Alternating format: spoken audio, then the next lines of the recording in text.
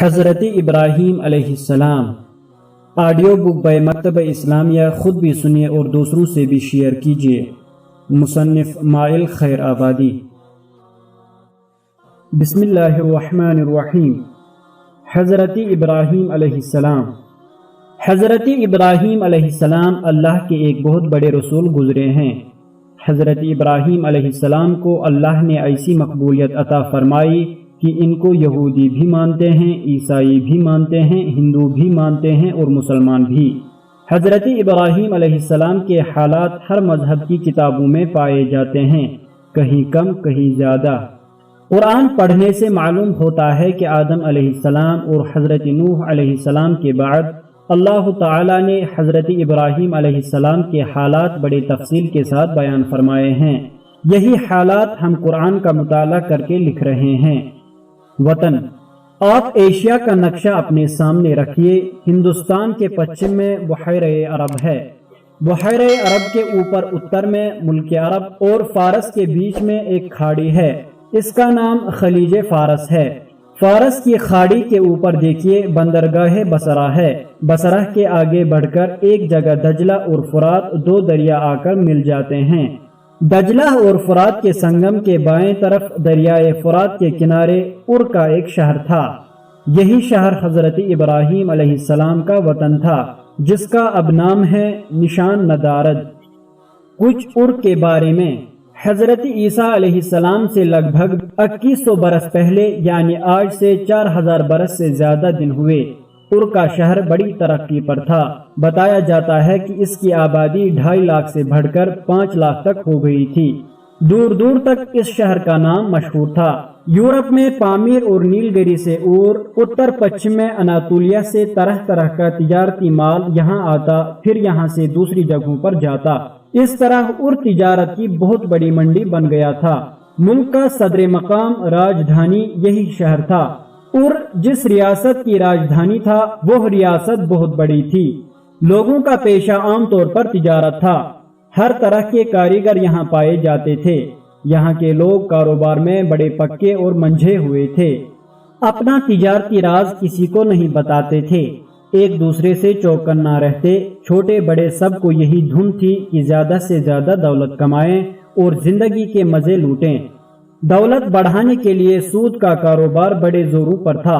آپس میں خوب مقدمہ بازیاں کرتے تھے۔ یہاں کے لوگوں کی دل کی بات کا پتہ ان کی ان دعاؤں سے لگتا ہے جو وہ اپنے اپنے خداؤں سے کیا کرتے تھے۔ ان کی دعا یہ تھی: نمبر 1، بھگوان ہم کو زیادہ سے زیادہ دولت دے۔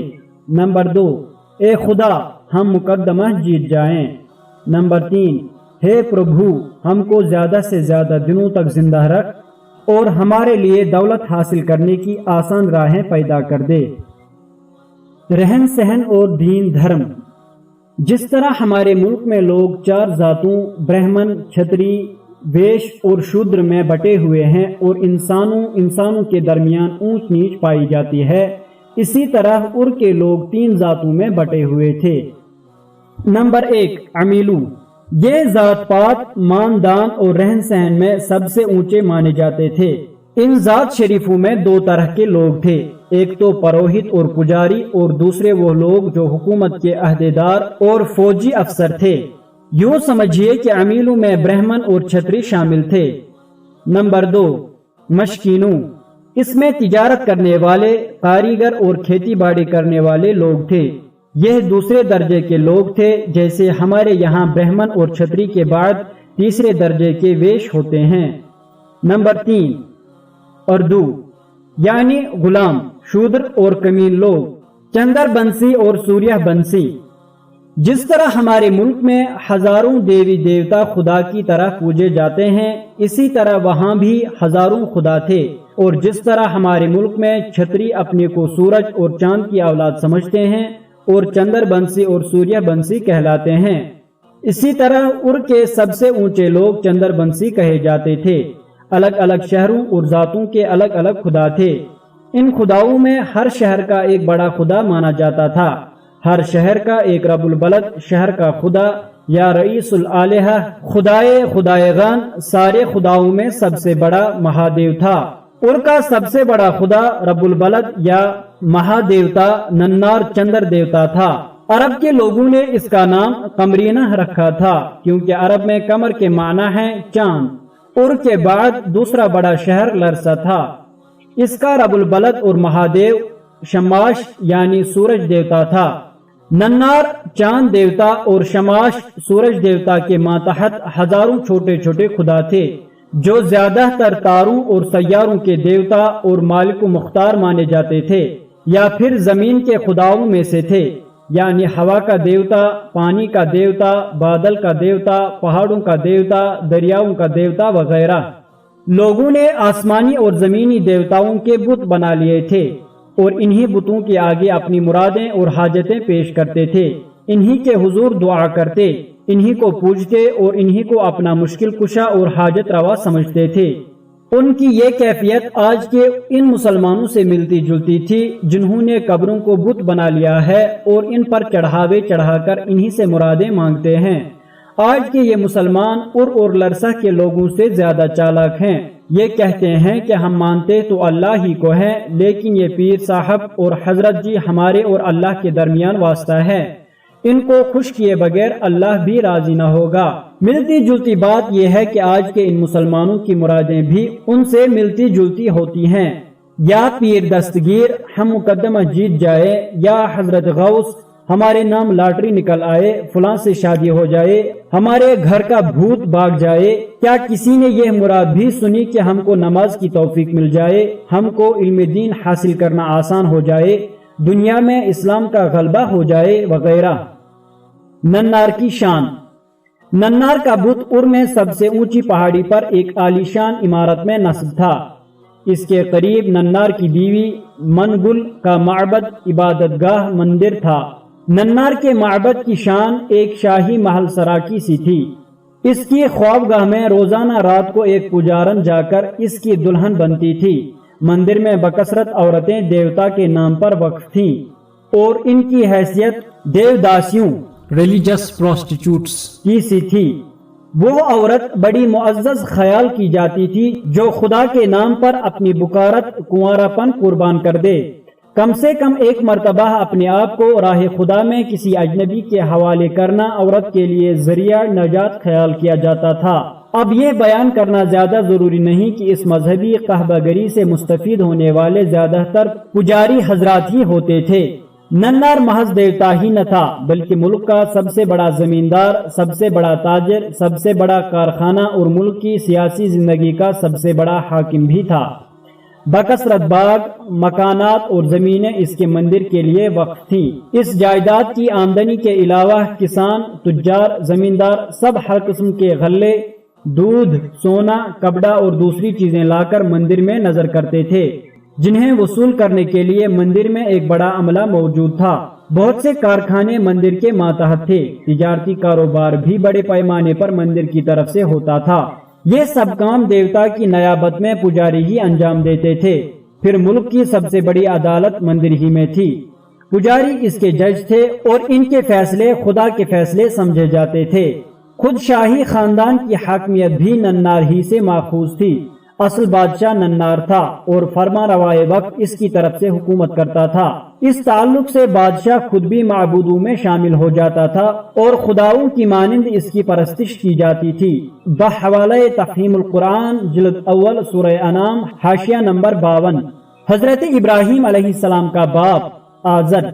हजरत इब्राहीम अलैहिस्सलाम का बाप आजर सबसे ऊंची जात के अमीलू खानदान से था। आजर रियासत का सबसे बड़ा परोहित था। वो चढ़ावे और नजराने वसूल करता था। वो मूर्तियां बनाता था और बेचता था। इन मूर्तियों की मुंह मांगी कीमत वसूल करता था। बुत फरोशी और नजरानों से इसकी आमदनी इतनी होती थी कि इतनी आमदनी रियासत की भी न थी। आजर इज्जत व एहतराम और असर व रसूख के लिहाज से उर के बादशाह नमरूद के बाद दूसरे नंबर पर था, लेकिन मालदारी के लिहाज से इससे भी बड़ा था। बुत परस्ती के इस माहौल में दौलत के हईस लोगों के दरमियान उर के सबसे बड़े परोहित आजर के घर हजरत इब्राहीम अलैहिस्सलाम पैदा हुए। इसी घर में पलने लगे जिसमें रात दिन मूर्तियां बनाई जाती और बेची जाती थीं। अल्लाह ताला के मंसूबे में इब्राहीम अलैहिस्सलाम का नाम नबियों में लिखा था, इसलिए अल्लाह ताला ने ان کی طبیعت بھی صالح بنائی تھی۔ وہ مورتیاں بنتے دیکھتے تو بچپنے ہی میں بڑے بھولے پن کے ساتھ باپ سے پوچھتے آپ کیا بنا رہے ہیں؟ باپ کہتا میں لوگوں کے لیے خدا تراش رہا ہوں۔ ابراہیم علیہ السلام پھر پوچھتے ان خداؤں کا کیا کام ہے؟ آزر بتاتا یہ خدا لوگوں کی ضرورتیں پوری کرنے والے اور مرادیں برلانے والے ہیں۔ حضرت ابراہیم علیہ السلام کی سمجھ میں یہ بات نہ آتی، وہ دل ہی دل میں کہتے یہ کیسے خدا ہیں جن کو آدمی تراشتا ہے؟ یہ خدا تو خود بے بس ہیں، یہ خود دوسروں کے محتاج ہیں، یہ لوگوں کی ضرورتیں کیسے پوری کر سکتے ہیں؟ یہ بات باپ کے سامنے زباں پر بھی آ جاتی تو آزر کو اس وقت بہت گراں اور بری لگتی جب وہ لوگوں سے خداؤں کا سودا کرتا ہوتا۔ وہ بیٹے کو ڈانٹ دیتا خبردار اگر آئندہ ایسی بدتمیزی کی بات کی تو تجھ کو بری سزا دوں گا۔ حضرت ابراہیم علیہ السلام بچپن میں اس بات کو سمجھنا چاہتے تھے اور باپ ڈانٹ ڈپٹ کرتا تھا۔ وہ بڑے پریشان تھے، کچھ اور بڑے ہوئے اور ایک دن اس سے بڑی جرأت کے ساتھ کہہ دیا باپ کیا آپ بتوں کو خدا بناتے ہیں؟ میں تو آپ کو اور آپ کی قوم کو کھلی گمراہی میں پاتا ہوں۔ قرآن کے الفاظ ملاحظہ ہوں وَإِذْ قَالَ إِبْرَاهِيمُ لِأَبِيهِ آزَرَ أَتَتَّخِذُ أَصْنَامًا آلِهَةً إِنِّي أَرَاكَ وَقَوْمَكَ فِي ضَلَالٍ مُبِينٍ سورۃ الانعام آیت نمبر 74۔ ابراہیم علیہ السلام کا واقعہ یاد کرو جبکہ اس نے اپنے باپ آزر سے کہا تھا کیا تو بتوں کو خدا بناتا ہے؟ میں تو تجھے اور تیری قوم کو کھلی گمراہی میں پاتا ہوں۔ آزر کے بعد سب کچھ حضرت ابراہیم علیہ السلام کا تھا۔ سب سے بڑے پروہت کی گدی اور بے اندازہ دولت کے مالک وہی ہوتے۔ باپ نے دیکھا کہ بیٹا الٹی باتیں کرتا ہے تو اسے اس کا بھی دکھ ہوا کہ اگر ابراہیم علیہ السلام اسی طرح باتیں کرتے رہے تو اس کا کاروبار پر برا اثر پڑے گا، اس کے گاہک بھٹکیں گے، اور اس کا بھی رنج ہوا کہ اگر ابراہیم علیہ السلام نے یہ کاروبار نہ سنبھالا تو ساری دولت کسی دوسرے کے قبضے میں چلی جائے گی۔ تو باوجود اس کے کہ ابراہیم علیہ السلام نے بہت بڑی بات کہہ دی تھی، اس نے ضبط کیا، بولا بیٹے میرے بعد یہ سب تمہارا ہی تو ہے، کیا تم پسند کرو گے کہ یہ سب سے بڑی عزت کی گدی اور یہ بے شمار دولت تمہارے ہاتھ سے نکل جائے اور دوسرے لوگ اس کے مالک ہوں؟ شادی۔ حضرت ابراہیم علیہ السلام نے آزر کی نصیحت قبول نہ کی تو اس نے دوسری تدبیر کی، دوستوں اور رشتہ داروں سے مشورہ کیا، سب نے کہا کہ اس کا علاج صرف شادی ہے، شادی کر دو یہ ہوا نکل جائے گی۔ آزر نے اپنے امیر و خاندان کی اور اپنے ہی گھرانے کی تمام لڑکیوں سے زیادہ حسین و جمیل لڑکی سارہ سے ابراہیم علیہ السلام کی شادی کر دی، لیکن شادی کے بعد دوسرا گل کھلا، گھر سے نکال دیا۔ بیوی سارہ بڑی صالح طبیعت کی تھی، وہ حضرت ابراہیم علیہ السلام کا کلمہ پڑھنے لگی، پھر 12-13 برس کا نوعمر بھتیجا بھی چچا کے ساتھ ہو گیا۔ گھر کے اندر ابراہیم علیہ السلام کی آواز میں وزن پیدا ہونے لگا۔ یہ حال دیکھا تو آزر نے حضرت ابراہیم علیہ السلام کو گھر سے نکال دیا۔ حضرت ابراہیم علیہ السلام بڑے نرم دل تھے، ان کو باپ سے بڑی محبت تھی، وہ جانتے تھے کہ گمراہی کا انجام کیا ہونا ہے۔ انہوں نے بڑے ادب کے ساتھ کہا سلام علیک سأستغفر لک ربی انہ کان بی حفیہ سورہ مریم آیت نمبر 47۔ آپ کو سلام ہے، میں آپ کے لیے اپنے رب سے دعا کروں گا کہ آپ کو معاف کر دے، وہ میرے اوپر نہایت مہربان ہے۔ لَأَسْتَغْفِرَنَّ لَكَ وَمَا أَمْلِكُ لَكَ مِنَ اللَّهِ مِنْ شَيْءٍ سورۃ الممتحنہ آیت نمبر 4۔ میں آپ کے لیے معافی ضرور چاہوں گا اور میرے اختیار میں کچھ نہیں ہے کہ آپ کو اللہ کی پکڑ سے بچا لوں۔ حضرت ابراہیم علیہ السلام باپ کے لیے یہ دعا کرتے رہے کہ اے اللہ میرے باپ کو معاف کر دے، بے شک وہ گمراہ لوگوں میں سے ہیں، اور اس دن مجھے رسوا نہ کر جبکہ سب انسان اٹھائے جائیں گے، جبکہ نہ مال کسی کے کام آئے گا اور نہ اولاد، نجات صرف وہ پائے گا جو اپنے خدا کے حضور بغاوت سے پاک دل لے کر حاضر ہوا ہو۔ سورۃ الشعراء آیت نمبر 87۔ حضرت ابراہیم علیہ السلام باپ کے لیے یہ دعا کرتے تھے، لیکن جب یقین ہو گیا کہ وہ خدا کا کھلم کھلا باغی ہے تو اس کے لیے دعا کرنا چھوڑ دی اور خدا کے باغی کی ہمدردی سے باز آ گئے۔ دعوتی مہم۔ گھر سے نکلنے کے بعد انہوں نے بناوٹی دیوتاؤں اور شرک کے خلاف مہم شروع کر دی۔ لوگوں کے سامنے بڑی اٹوٹ دلیلوں سے ثابت کرتے کہ جن کو تم نے خدا مان رکھا ہے وہ خدا نہیں ہو سکتے۔ قرآن میں اسی طرح کی حکمت و تبلیغ کی مثالیں ہیں۔ ایک ملاحظہ فرمائیں، فَلَمَّا جَنَّ عَلَيْهِ اللَّيْلُ رَأَىٰ كَوْكَبًا قَالَ هَٰذَا رَبِّي، سورۃ الانعام آیت نمبر 76۔ پھر جب اس پر رات چھا گئی اس نے ایک تارہ دیکھا، بولا یہ ہے میرا رب۔ ار کے لوگ سورج اور چاند کے علاوہ تاروں کو بھی دیوتا اور معبود مانتے تھے، تو پہلے تارے کو نشانہ بنایا۔ فَلَمَّا أَفَلَ قَالَ لَا أُحِبُّ الْآفِلِينَ، پھر جب وہ ڈوب گیا تو حضرت ابراہیم علیہ السلام نے فوراً اس عقیدے پر چوٹ کی، فرمایا ڈوب جانے والوں کو خدا ماننا میں پسند نہیں کرتا۔ فَلَمَّا رَأَى الْقَمَرَ بَازِغًا قَالَ هَٰذَا رَبِّي، پھر جب چاند چمکتا ہوا دیکھا تب پھر کہا کہ اچھا یہ میرا رب ہے۔ فَلَمَّا أَفَلَ، پھر جب چاند بھی ڈوب گیا، قَالَ لَئِن لَّمْ يَهْدِنِي رَبِّي لَأَكُونَنَّ مِنَ الْقَوْمِ الضَّالِّينَ، سورۃ الانعام آیت نمبر 77۔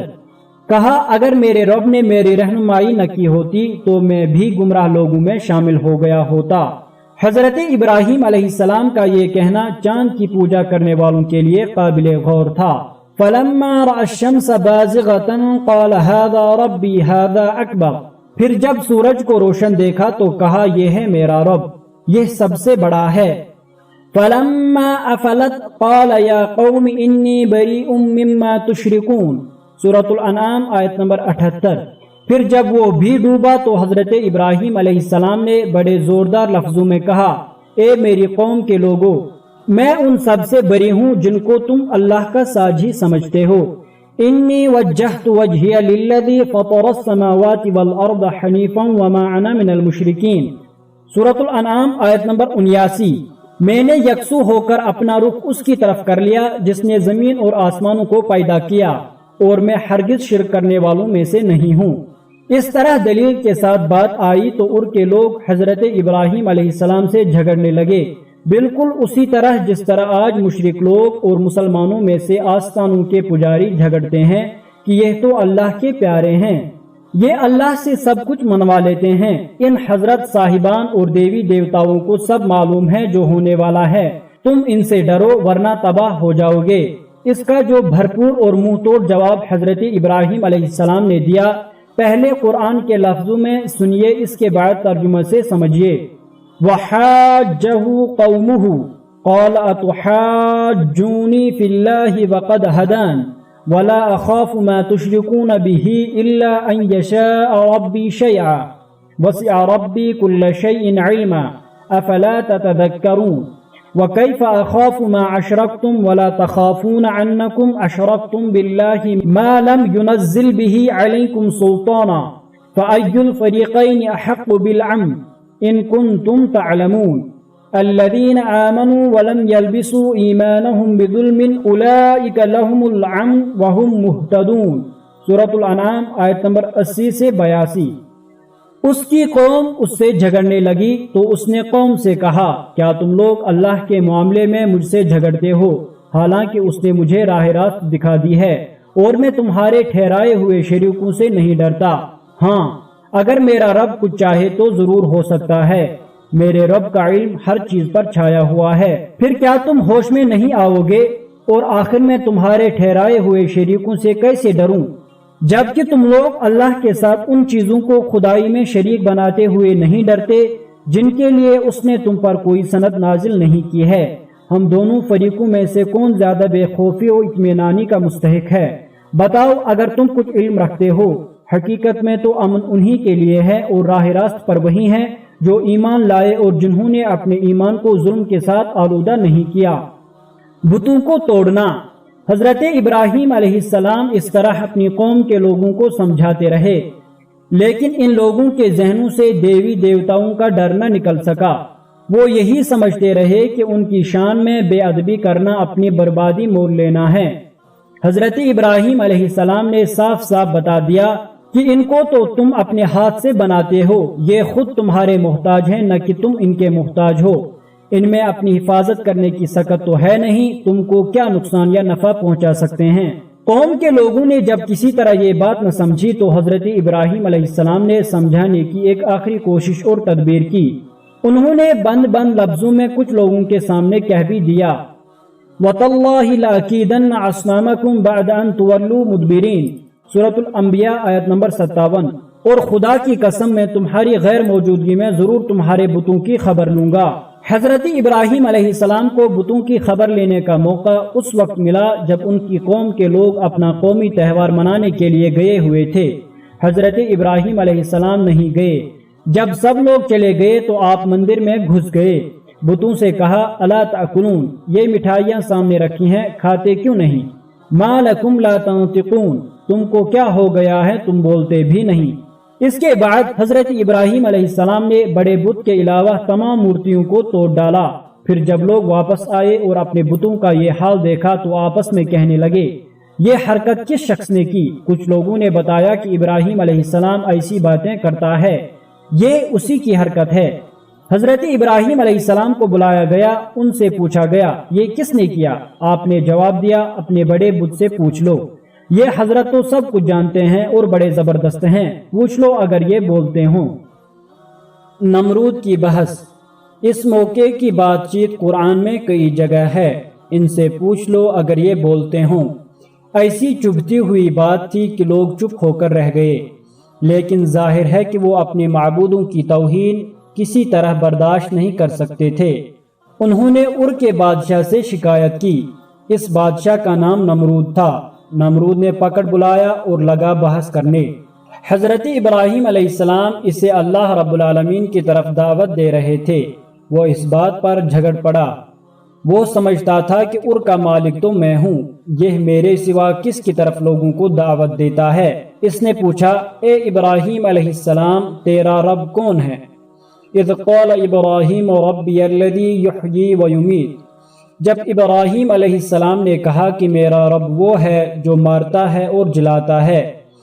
قال انا احیی وامیت، تو وہ بولا میں بھی مارتا اور جلاتا ہوں۔ قال ابراہیم فإن اللہ یأتی بالشمس من المشرق فأت بها من المغرب، ابراہیم علیہ السلام نے کہا کہ اچھا سن، میرا رب پورب سے سورج نکالتا ہے، تو ذرا پچھم سے نکال دے۔ فبہت الذی کفر، یہ سن کر وہ ہکا بکا رہ گیا۔ آگ کی سزا۔ باطل پرستوں کا یہ طریقہ رہا ہے اور آج بھی ہے کہ جب اصولی بات چیت میں ہار جاتے ہیں تو ان سے یہ نہیں ہوتا کہ سچ کو سچ مان لیں، وہ ایسا نہیں کرتے، الٹے وہ اہل حق کو دھونس اور داندلی اور توپ و تفنگ سے دبانے کی کوشش کرتے ہیں۔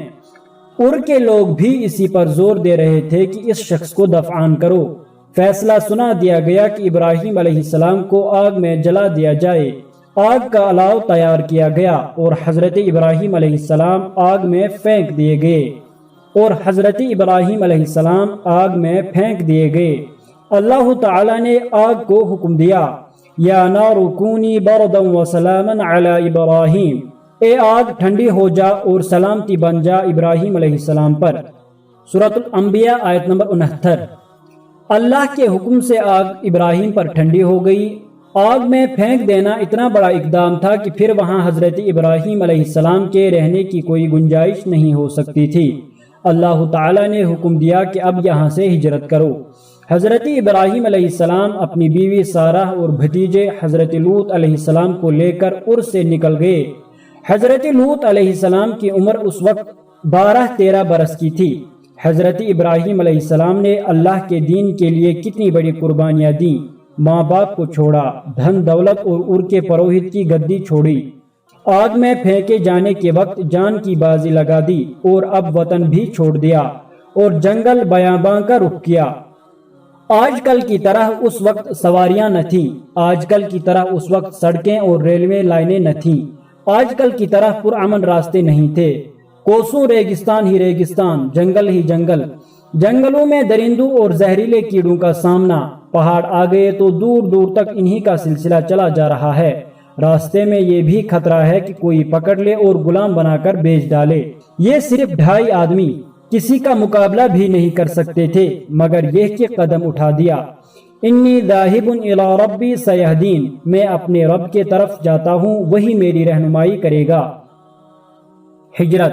اس یقین کے ساتھ حضرت ابراہیم علیہ السلام نے وطن چھوڑ دیا اور اللہ جس طرف لے گیا اس طرف گئے۔ وطن سے نکلنے کے بعد اردن گئے، شام گئے، فلسطین گئے، اس کے بعد مصر پہنچے۔ ہر جگہ انہوں نے لوگوں کو ایک خدا کی بندگی کی طرف بلایا، عذاب آخرت سے ڈرایا۔ مصر کا بادشاہ آپ کی دعوت سے بہت متاثر ہوا۔ کہا جاتا ہے کہ وہ مسلمان تو نہیں ہوا، لیکن آپ کے پاکیزہ اخلاق اور آپ کی دعوت کا اس پر اتنا اثر ہوا کہ جب آپ مصر سے چلے تو اس نے بہت سے تحفے پیش کیے اور اپنے خاندان کی ایک خوبصورت اور ذہین خاتون بھی نظر کر دی۔ اولاد کے لیے دعا۔ ابھی تک حضرت ابراہیم علیہ السلام کے کوئی اولاد نہ تھی۔ حضرت سارہ کے بارے میں یہ یقین ہو گیا تھا کہ وہ بھانج ہیں۔ حضرت ابراہیم علیہ السلام دعوت و تبلیغ کرتے کرتے بوڑھے ہو چکے تھے، ان کا بدن ٹوٹ چکا تھا۔ اللہ تعالیٰ سے دعا کرتے تھے کہ اے میرے رب، جس مشن پر تو نے مجھے لگایا ہے اس مشن کے لیے مجھے صالح اولاد عطا فرما جو میرے بعد اس کام کو آگے بڑھائے۔ قرآن میں آپ کی دعا کے الفاظ یہ ہیں، رب ہب لی من الصالحین، سورۃ الصافات آیت نمبر 100۔ اے میرے رب مجھے صالح اولاد عطا فرما۔ اللہ تعالیٰ نے آپ کی دعا قبول فرمائی اور خوشخبری ملی۔ فبشرناہ بغلام حلیم، تو ہم نے اس کو ایک بردبار لڑکے کی خوشخبری دی۔ سورہ حجاز۔ اب حضرت ابراہیم اللہ تعالیٰ کے حکم سے حضرت سارہ، حضرت حاجرہ اور حضرت لوط علیہ السلام کے ساتھ حجاز کی طرف روانہ ہوئے۔ راستے میں سرزمین کنعان میں کچھ دن ٹھہرے۔ یہاں حضرت حاجرہ کے بطن سے حضرت اسماعیل پیدا ہوئے۔ بڑھاپے میں اولاد پائی تو حضرت ابراہیم علیہ السلام بہت خوش ہوئے، اللہ کا شکر ادا کیا۔ اسی زمانے میں اللہ کا حکم ملا کہ ہم نے خانہ کعبہ کے لیے جگہ تجویز کر لی ہے، تم وہاں جاؤ۔ وَإِذْ بَوَّأْنَا لِإِبْرَاهِيمَ مَكَانَ الْبَيْتِ، اور یاد کرو جب ہم نے ابراہیم علیہ السلام کے لیے اس گھر خانہ کعبہ کی جگہ تجویز کی۔ اللہ کا حکم ملا تو حضرت لوط علیہ السلام کو لے کر سدوم پہنچے۔ سدوم ایک مرکزی مقام تھا، وہاں چاروں طرف سے قافلے آیا کرتے تھے۔ سدوم کو تبلیغی مقام قرار دے کر حضرت لوط کو ذمہ دار بنایا کہ وہ دعوت و تبلیغ کا کام کریں۔ اس کے بعد واپس آئے اور حضرت حاجرہ اور حضرت اسماعیل کو لے کر اس گھر کی جگہ کی طرف روانہ ہو گئے جو اللہ نے تجویز کی تھی۔ حضرت ابراہیم علیہ السلام ٹھیک اس جگہ پہنچے جہاں اب خانہ کعبہ ہے۔ حکم ہوا کہ حاجرہ اور اس چھوٹے بچے کو یہی چھوڑ دو اور واپس جاؤ۔ حضرت ابراہیم علیہ السلام نے مولا کے حکم کے آگے سر تسلیم خم کر دیا۔ دل کی کیا حالت ہوگی خدا ہی بہتر جانتا ہے۔ بڑھاپے میں اولاد سے آنکھیں ٹھنڈی ہوئی تھی کہ یہ حکم نازل ہوا، مگر واہ اللہ کا بندہ ہو تو ایسا۔ حضرت ابراہیم علیہ السلام نے ایک مشکیزہ پانی اور ایک تھیلا کھجوریں حضرت حاجرہ کو دیں اور وہاں سے چل دیے۔ حضرت حاجرہ کو بڑا تعجب ہوا کہ یہ کیا ماجرا ہے۔ بڑی دعاؤں کے بعد ایک چاند سا بچہ اللہ نے دیا اسے یہاں جہاں کوسوں آدمی کا نام و نشان نہیں اور نہ یہ جگہ رہنے کے لائق، ایسی سنسان اور ریگستانی جگہ پر چھوڑے جا رہے ہیں۔ وہ پیچھے دوڑیں اور پکارنے لگیں کہ آپ ہمیں ایسی جگہ چھوڑے جا رہے ہیں جہاں نہ پانی ہے اور نہ سبزہ۔ حضرت ابراہیم علیہ السلام نے نہ پلٹ کر دیکھا اور نہ جواب دیا۔ حضرت حاجرہ نے یہ دیکھا تو سمجھ گئیں کہ شاید اللہ کی طرف سے یہی حکم ملا ہے۔ یہ سوچ کر انہوں نے بلند آواز کے ساتھ پوچھا، کیا آپ کو اللہ نے ایسا کرنے کا حکم دیا ہے؟ حضرت ابراہیم علیہ السلام نے مڑے بغیر جواب دیا، ہاں۔ حضرت حاجرہ مدت سے حضرت ابراہیم علیہ السلام کے ساتھ رہ رہی تھی اور تربیت حاصل کر رہی تھی۔ فوراً ہی ساری بات سمجھ گئیں اور بولی، اگر یہ بات ہے تو اللہ ہمیں ضائع نہ کرے گا۔ حضرت ابراہیم علیہ السلام واپس جا رہے تھے۔ تھوڑی دور چل کر ایک پہاڑی کے دامن میں ٹھہرے۔ بیوی اور بچے کی طرف، یا اس سے زیادہ صحیح یہ ہے کہ اللہ کے تجویز کیے ہوئے اس گھر کی جگہ خانہ کعبہ کی طرف رخ کر کے یہ دعا کی، ربنا انی اسکنت من ذریتی بواد غیر ذی زرع عند بیتک المحرم ربنا لیقیموا الصلاة فاجعل افئدة من الناس تہدی الیہم وارزقہم من الثمرات لعلہم یشکرون۔ سورۃ ابراہیم آیت نمبر 37۔ اے ہمارے رب، میں نے ایک ایسی وادی میں اپنی اولاد کے ایک حصے کو لا بسایا ہے جہاں نہ پانی ہے اور نہ سبزہ۔ پروردگار، یہ میں نے اس لیے کیا کہ یہ یہاں نماز قائم کریں، اس لیے تو لوگوں کے دلوں کو ان کا مشتاق بنا دے اور کھانے کو پھل دے، شاید یہ شکر گزار بنے۔ چشمہ زمزم کا ابلنا۔ حضرت ابراہیم علیہ السلام یہ دعا مانگ کر واپس چلے گئے۔ یہاں حضرت حاجرہ اپنے دودھ پیتے بچے کے ساتھ تنہا رہ گئی۔ کھجوریں اور پانی ختم ہوا تو بھوک پیاس نے ستانا شروع کر دیا۔ یہ سوچ کر کہ شاید کوئی قافلہ کہیں جا رہا ہو تو اس سے پانی مانگیں۔ کبھی صفا پر چڑھ جاتی اور کبھی مروہ پر دیکھتی۔ صفا و مروہ پاس کی دو پہاڑیوں کے نام ہیں۔ اس طرح انہوں نے صفا و مروہ کے درمیان 7 چکر لگائے، کوئی کسی طرف دکھائی نہ دیا۔ آخری بار وہ مروہ پر تھی کہ ایک آواز سنی، ادھر ادھر دیکھا تو کوئی نظر نہ آیا۔ آواز آئے جا رہی تھی لیکن کوئی نظر نہ آ رہا تھا۔ بے تاب ہو کر بولی، اے شخص، تو نے مجھے اپنی آواز تو سنا دی، ذرا یہ تو بتا کہ میری پیاس کا بھی تیرے پاس کچھ علاج ہے۔ اچانک جہاں بچہ لیٹا ہوا تھا وہاں نظر ڈالی تو ایک فرشتے کو دیکھا جو اپنی ایڑی سے زمین کورید رہا تھا۔ اس نے زمین کو اتنا کوریدا کہ پانی نکلنے لگا۔ حضرت حاجرہ دوڑی اور جلدی جلدی مشکیزہ پانی سے بھرنے لگی۔ پھر اس خیال سے کہ کہیں پانی ادھر ادھر بہہ کر ریت میں جذب نہ ہو جائے، اس کے آس پاس مٹی کی باڑ بنا دی۔ لیکن یہ دیکھ کر ان کی حیرت کی انتہا نہ رہی کہ جتنا جتنا وہ پانی بھرتی جا رہی تھی اتنا ہی وہ ابلتا چلا آتا تھا۔ حضرت حاجرہ نے خود پانی پیا، اب دودھ اترا تو بچے کو پلایا۔ فرشتہ جو دراصل حضرت جبریل علیہ السلام تھے انہوں نے کہا، کسی طرح کا اندیشہ نہ کرو، یہاں اللہ کا گھر ہے جسے یہ بچہ اور اس کا باپ دونوں تعمیر کریں گے اور اللہ تعالیٰ اس گھر کو ضائع نہ کرے گا۔ قبیلہ جرہم کا آنا۔ حضرت جبریل علیہ السلام کے اس طرح کہنے سے حضرت حاجرہ کو بڑی ڈھارس بندھی اور بچے کے پھلنے پھولنے کا یقین ہو گیا۔ کچھ دنوں کے بعد قبیلہ جرہم کے کچھ لوگ وہاں آ نکلے۔ انہوں نے دیکھا کہ قریب ہی ایک جگہ کچھ چڑیاں اڑ رہی ہیں۔ جرہم کے لوگ سمجھ گئے کہ اس جگہ ضرور پانی کا چشمہ ہے۔ انہوں نے کچھ آدمی تلاش میں بھیجے۔ وہ آئے اور واپس جا کر سردار سے کہا کہ وہاں واقعی پانی ہے اور ایک عورت اور صرف بچہ موجود ہے۔ یہ سن کر قبیلہ جرہم کے لوگ دوڑ کر گئے، حضرت حاجرہ سے ملے، ان سے ٹھہرنے کی اجازت چاہی، اجازت مل گئی اور وہ لوگ آس پاس آباد ہو گئے اور حضرت اسماعیل علیہ السلام پلتے اور بڑھتے رہے۔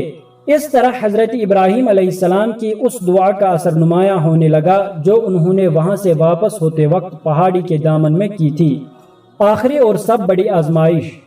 اب تک حضرت ابراہیم علیہ السلام پر جتنی آزمائشیں آئیں اللہ تعالیٰ نے ان سب میں کامیاب فرمایا۔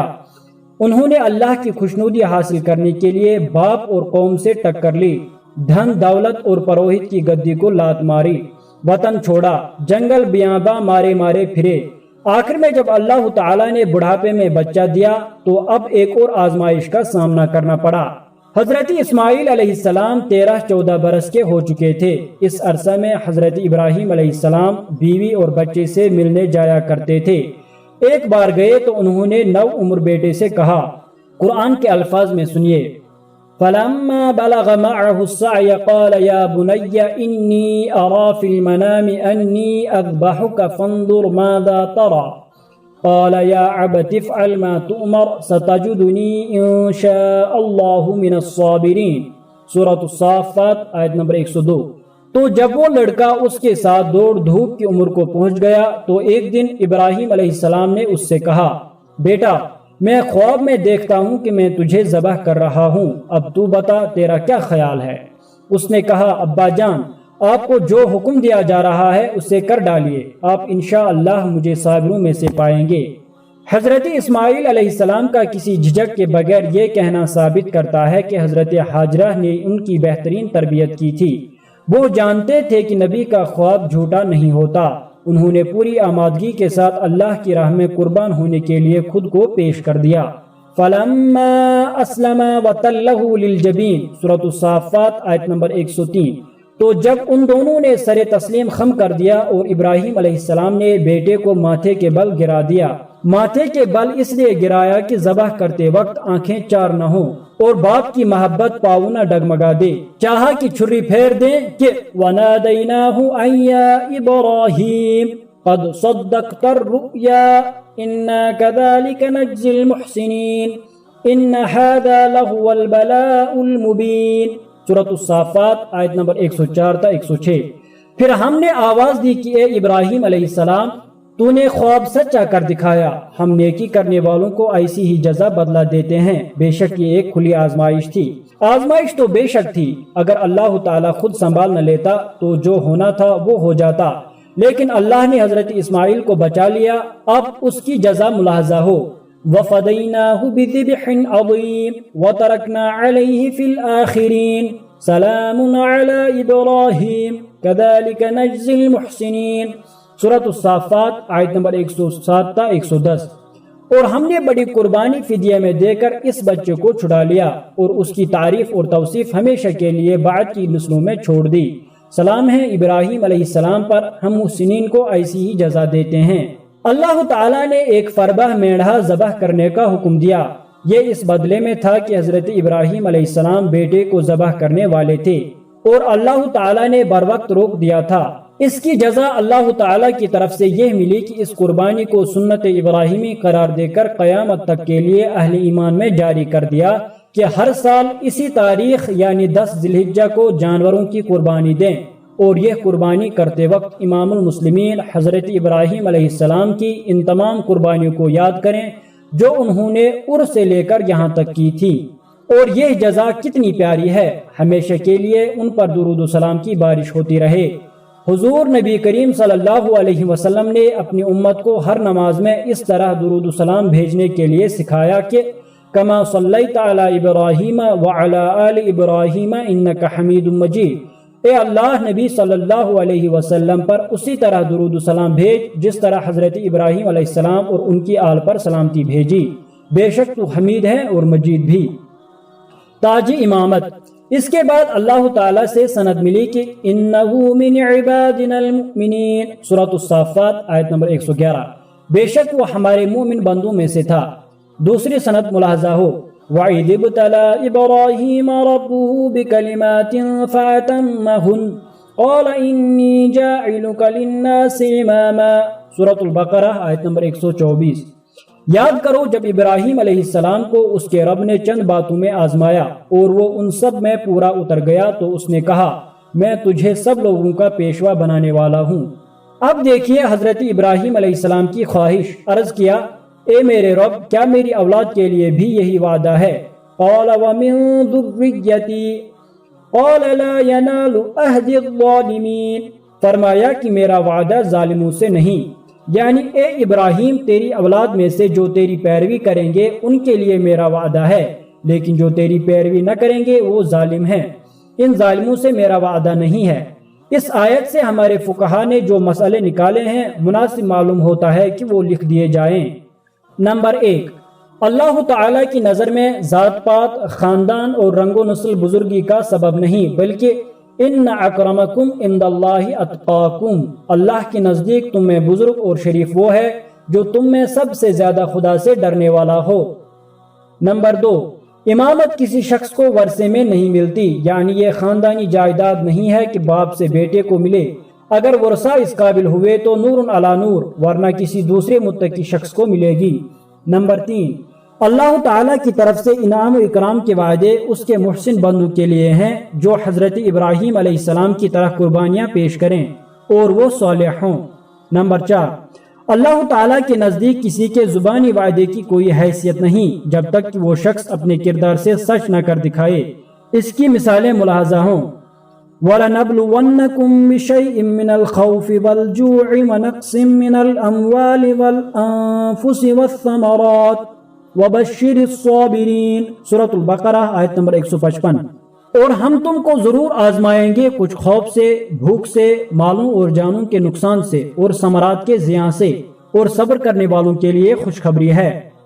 احسب الناس ان يتركوا ان يقولوا آمنا وهم لا يفتنون وَلَقَدْ فَتَنَّا الَّذِينَ مِنْ قَبْلِهِمْ فَلَيَعْلَمَنَّ اللَّهُ الَّذِينَ صَدَقُوا وَلَيَعْلَمَنَّ الْكَاذِبِينَ سورۃ العنکبوت آیت نمبر 2 سے 3۔ کیا لوگوں نے یہ سمجھ رکھا ہے کہ وہ صرف اتنا کہنے پر کہ ہم ایمان لائے چھوڑ دیے جائیں گے اور ان کو نہیں آزمایا جائے گا؟ اور ہم نے ان سے پہلے لوگوں کو آزمایا ہے تاکہ اللہ جان لے کہ کون دعوی ایمان میں صادق ہے اور کون کاذب۔ وَلَنَبْلُوَنَّكُمْ حَتَّى نَعْلَمَ الْمُجَاهِدِينَ مِنْكُمْ وَالصَّابِرِينَ وَنَبْلُوَ أَخْبَارَكُمْ سورہ محمد آیت نمبر 31۔ اور ہم تمہیں ضرور آزمائیں گے یہاں تک کہ ہم جان لیں کہ تم میں سے کون مجاہد ہے اور کون صبر کرنے والا، اور تمہارے احوال کو جانچیں گے۔ تعمیر کعبہ۔ وَإِذْ بَوَّعْنَا لِإِبْرَاهِيمَ مَكَانَ الْبَيْتِ أَلَّا تُشْرِكْ بِي شَيْئًا وَطَهِّرْ بَيْتِيَ لِلطَّائِفِينَ وَالْقَائِمِينَ وَالرُّكَّعِ السُّجُودِ۔ سورۃ الحج آیت نمبر 26۔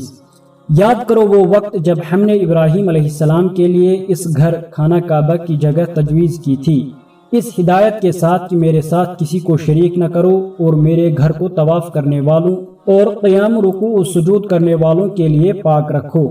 حضرت ابراہیم علیہ السلام کو اللہ کا یہ حکم پہلے ہی مل چکا تھا۔ یہی حکم پا کر آپ نے حضرت حاجرہ کو دودھ پیتے بچے کے ساتھ اس جگہ ٹھہرایا تھا۔ اب جب کہ ابراہیم علیہ السلام تمام آزمائشوں میں پورے اتر چکے تھے اور آپ کے سر پر اللہ تعالیٰ نے سارے جہان کی امامت کا تاج رکھ دیا تھا، تو آپ نے اللہ کا گھر بنانے کے لیے سوچا۔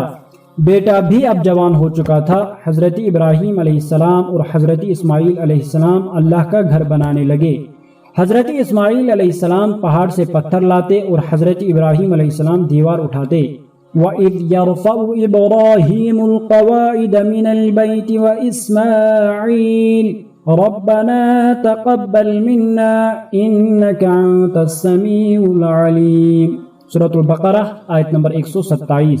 اور یاد کرو ابراہیم علیہ السلام اور اسماعیل علیہ السلام جب اس گھر کی دیواریں اٹھا رہے تھے تو دعا کرتے جاتے تھے، اے ہمارے رب، ہم سے یہ خدمت قبول فرما لے، تو سب کی سننے اور جاننے والا ہے۔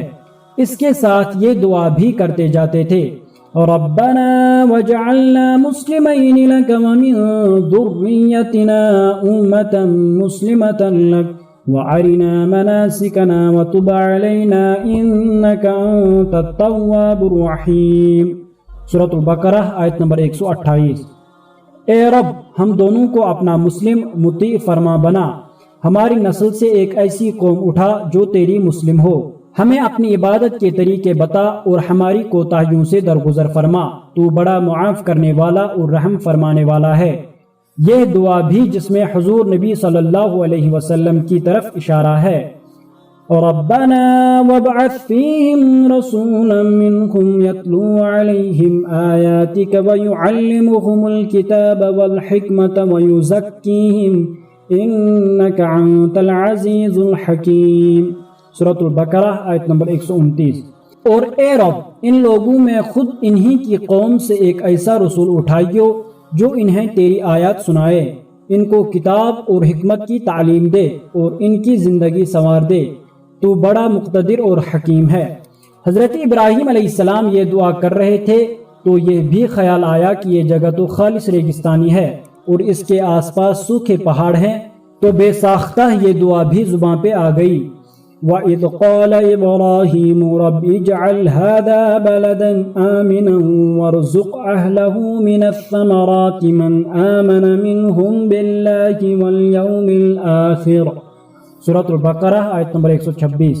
اور جب ابراہیم علیہ السلام نے عرض کیا، اے میرے رب، اس سرزمین کو پرامن بنا اور اس کے رہنے والوں میں سے ان لوگوں کو جو اللہ اور یوم آخرت پر ایمان لائے پھلوں کا رزق عطا فرما۔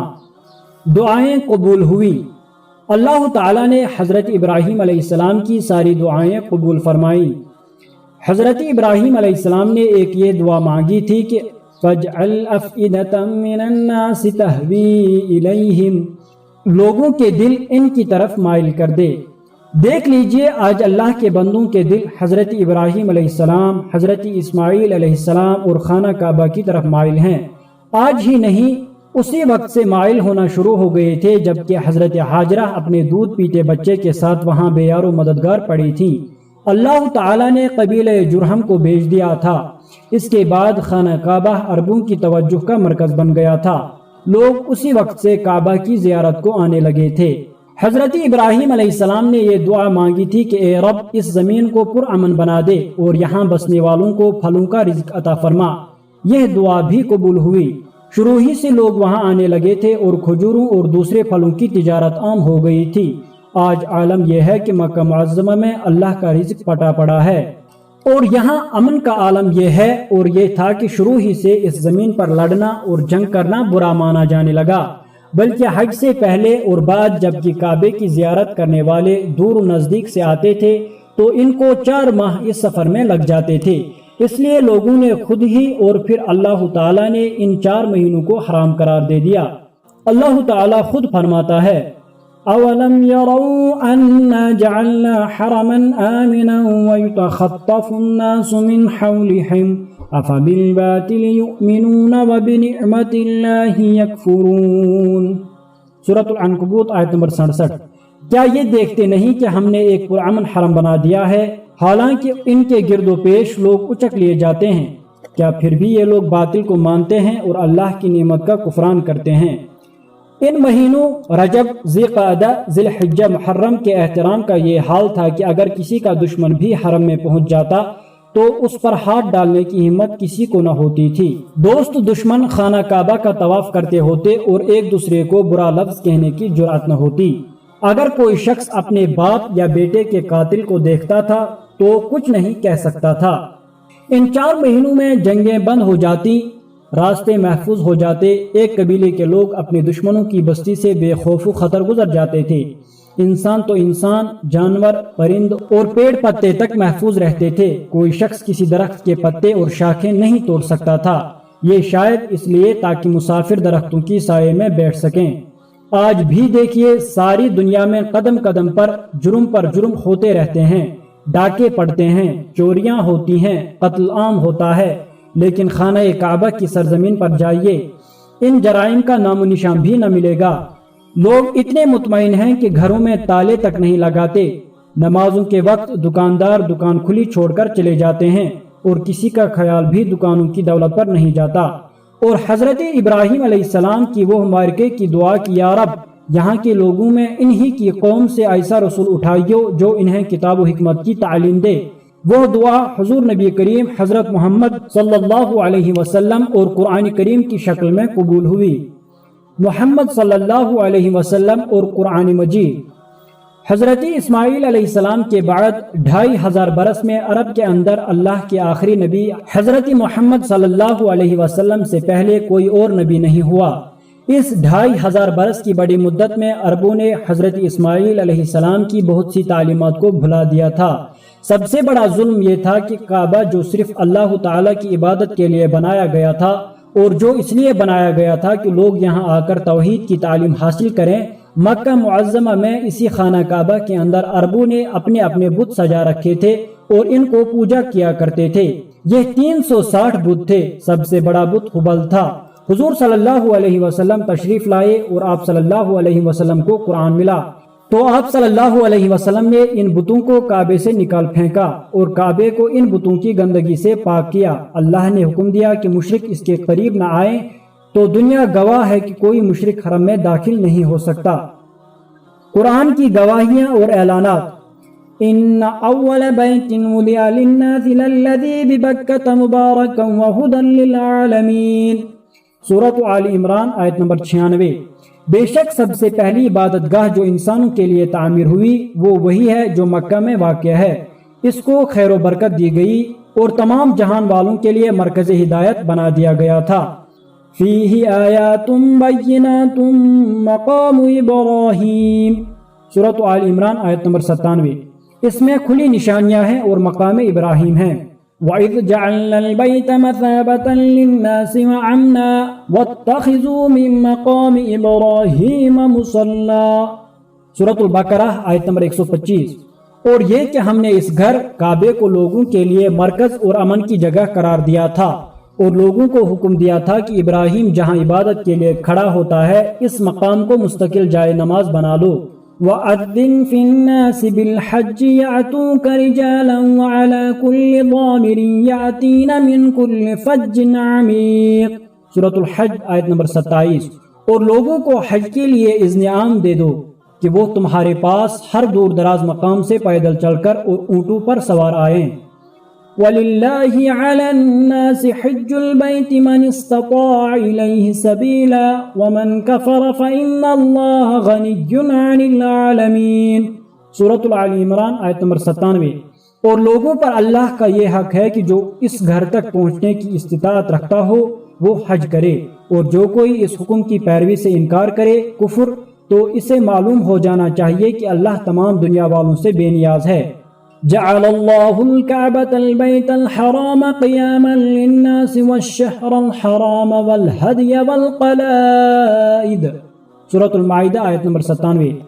اللہ نے مکان محترم کعبہ کو لوگوں کے لیے اجتماعی زندگی کے قیام کا ذریعہ بنایا، اور ماہ حرام اور قربانی کے جانوروں اور قلادوں کو بھی اس کام میں معاون بنایا۔ یسألونک عن الشہر الحرام قتال فیہ قل قتال فیہ کبیر وصد عن سبیل اللہ وکفر بہ والمسجد الحرام وإخراج أهله منه أكبر عند الله والفتنة أكبر من القتل۔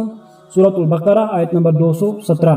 لوگ پوچھتے ہیں ماہ حرام میں لڑنا کیسا ہے؟ کہو اس میں لڑنا بہت برا ہے، مگر راہ خدا سے لوگوں کو روکنا اور اللہ سے کفر کرنا اور مسجد حرام کا راستہ خدا پرستوں پر بند کرنا اور حرم کے رہنے والوں کو وہاں سے نکالنا اللہ کے نزدیک اس سے بھی زیادہ برا ہے، اور فتنہ خون ریزی سے شدید تر ہے۔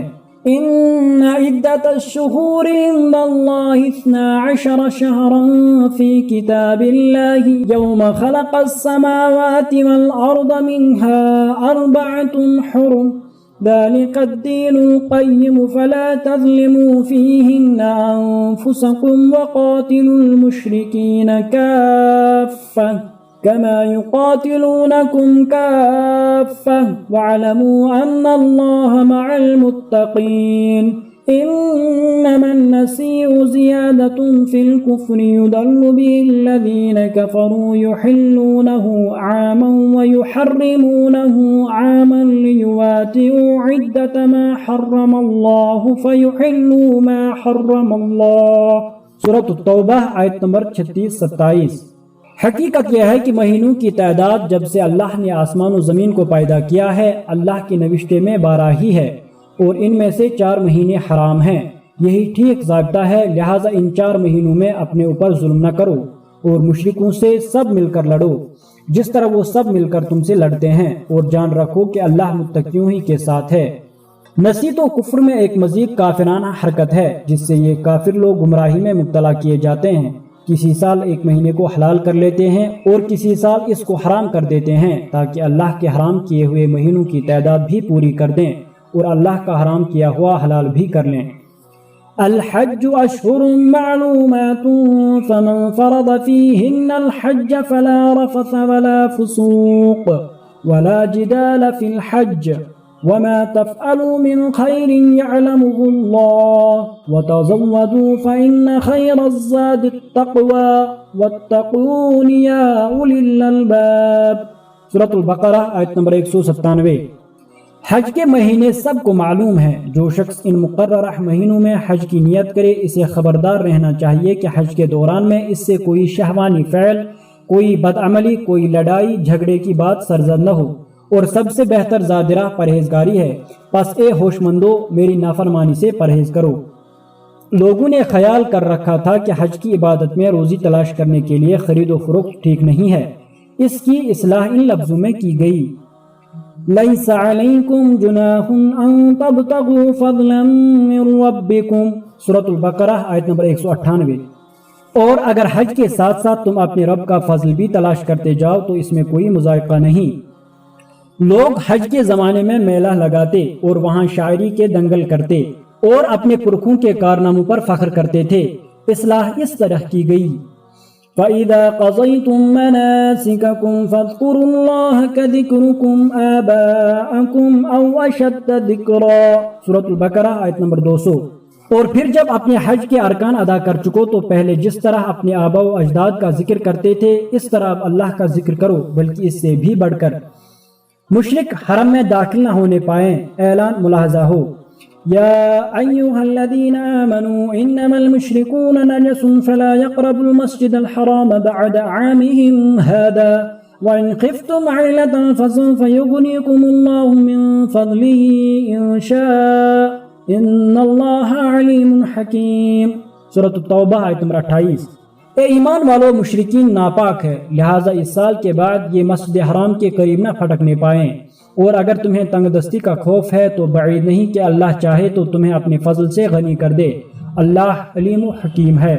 وَأَذِّن فِي النَّاسِ بِالْحَجِّ يَأْتُوكَ رِجَالًا وَعَلَى كُلِّ ضَامِرٍ يَأْتِينَ مِن كُلِّ فَجٍّ عَمِيقٍ سورۃ الحج آیت نمبر 27۔ اور لوگوں کو حج کے لیے اذن عام دے دو کہ وہ تمہارے پاس ہر دور دراز مقام سے پیدل اور اونٹوں پر سوار ہو کر آئیں۔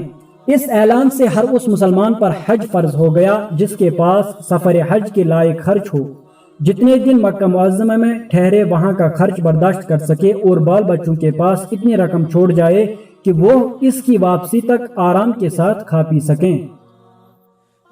احرام و تلبیہ: جو شخص حج کا ارادہ کرتا ہے اور گھر سے چل دیتا ہے اور ایک خاص حد پر پہنچتا ہے جسے میقات کہتے ہیں، اس میقات پر اپنا لباس تبدیل کرتا ہے۔ یہ میقات چاروں طرف سے آنے والوں کے لیے مقرر کر دی گئی ہے۔ ہندوستان کے حاجیوں کی میقات یمن کے پاس یلملم پہاڑ سے شروع ہوتی ہے۔ میقات کے پاس پہنچ کر حاجی احرام باندھتا ہے۔ مردوں کے لیے احرام 2 چادریں ہیں جو سلی ہوئی نہ ہوں۔ ایک چادر تہمت بنا کر باندھیں، دوسری چادر کندھے پر ڈال لیں۔ اس طرح کی چادر داہنی بغل سے ہوتی ہوئی بائیں کندھے پر ڈال لی جائے۔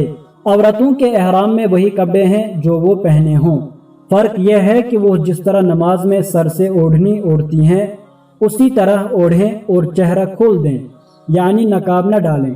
احرام باندھ کر حضرت ابراہیم علیہ السلام کی اس پکار کا جواب دیں جو انہوں نے کعبہ بناتے وقت بلند کی تھی کہ چاروں طرف سے لوگ اس کعبے کی زیارت کو آئیں۔ جواب کے الفاظ یہ ہونا چاہیے: لبیک اللہم لبیک لبیک لا شریک لک لبیک ان الحمد والنعمت لک والملک لا شریک لک۔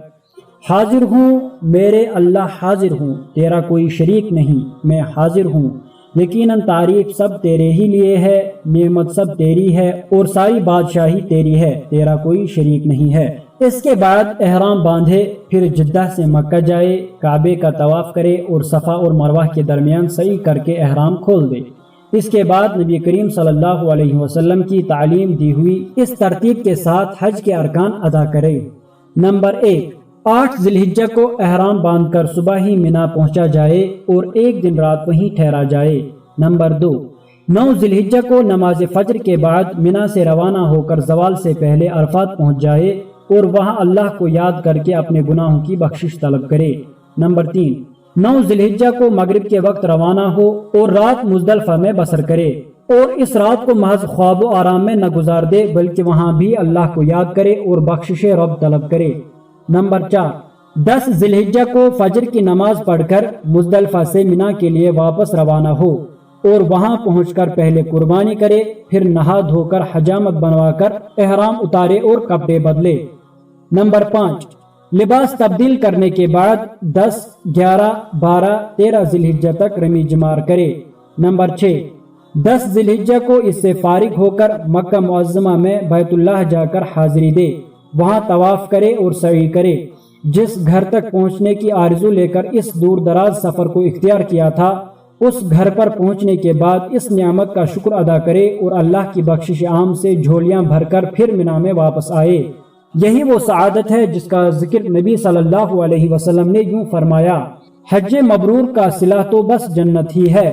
دوسری جگہ ارشاد فرمایا: من حج للہ فلم یرفث ولم یفسق رجع کیوم ولدتہ امہ۔ جس نے اللہ کے لیے حج کیا اور اس میں شہوت اور فسوق و فجور سے پرہیز کیا، وہ اس طرح پلٹا جیسے آج ہی اپنی ماں کے پیٹ سے پیدا ہوا ہے۔ شعائر اللہ: شعائر اللہ کے معنی ہے اللہ کی نشانیاں، وہ نشانیاں جن کو دیکھ کر ایک آدمی سمجھ لے کہ یہ اللہ کے دین کی علامتیں اور نشانیاں ہیں۔ ہر مذہب کے کچھ شعائر ہوتے ہیں۔ کمیونسٹوں کے شعائر سرخ نشان، ہتھوڑا اور درانتی ہیں۔ ہندوؤں کے شعائر چوٹی، زنار، جنیو اور مندر ہیں۔ کڑا، کرپان اور کیس سکھوں کے شعائر ہیں۔ صلیب، گرجا اور قربان گاہ عیسائیوں کے۔ مسجد، تکبیر، نماز، عید، بقر عید، حج، قربانی وغیرہ شعائر اللہ دین اسلام کے شعائر ہیں۔ مسلمانوں پر واجب ہے کہ وہ شعائر اللہ کی پابندی کریں، شعائر اللہ کی بڑائی کو ٹھیس نہ پہنچائیں، ان کو چھوڑنا سخت گناہ ہے۔